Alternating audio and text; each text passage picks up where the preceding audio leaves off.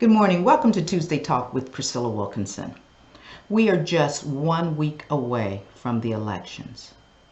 And the elections seems to be on everyone's mind.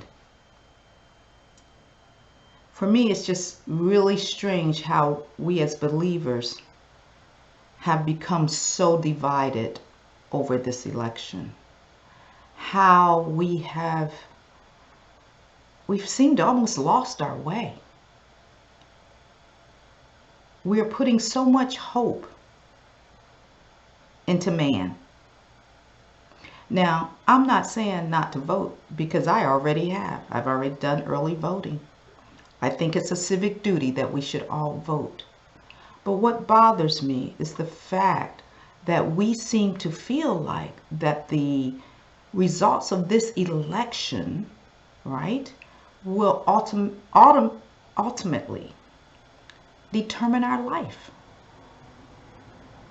I think we forget who is in control. I think we forget about our God.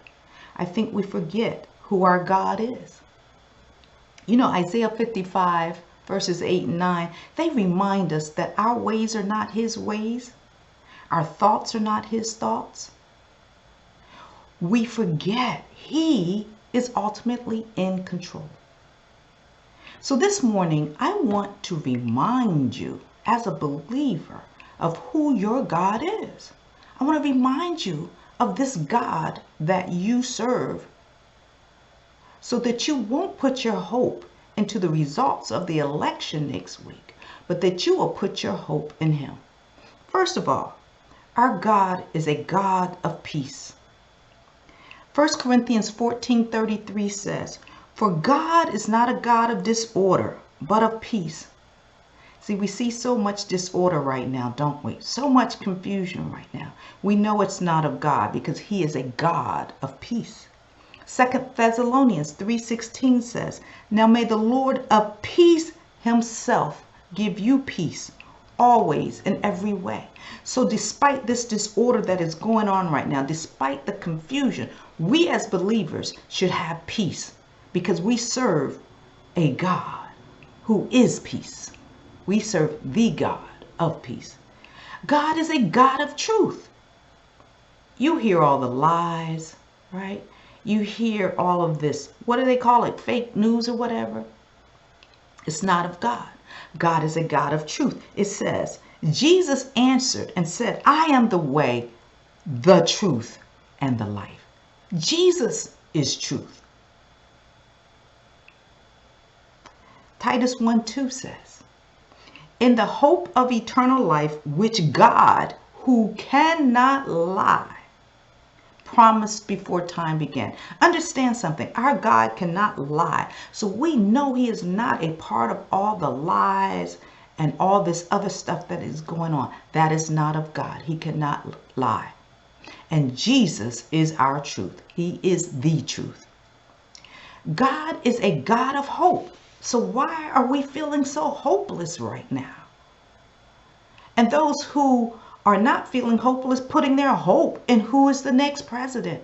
That should not be. Our God is a God of hope. Romans 15:13 says, "May the God of hope fill you with all joy and peace as you trust in him." Put your trust in God, not in the elections next week, but in God. He is our God of hope. And then Joel 3:16 says, "But the Lord will be the hope of his people and the strength of his children Israel." The Lord will be the hope of us. See, we don't have to look to the world's systems. We don't have to trust in the world because we have the God of hope. And finally, this we know, above all things, God is the God of love. He loves us.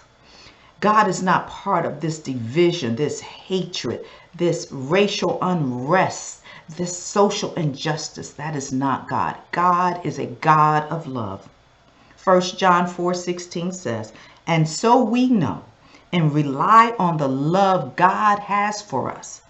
God is love. Whoever lives in love lives in God and God in them. Did you hear that? God is love. And then Romans 5:8. God loved us so much. He loved us so much. What does it say?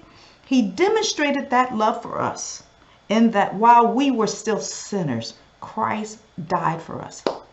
Let me explain something to you, saints. I hope you can understand this. First of all, let's think on God and who he is. He's a God of peace, a God of truth, a God of hope, and a God of love.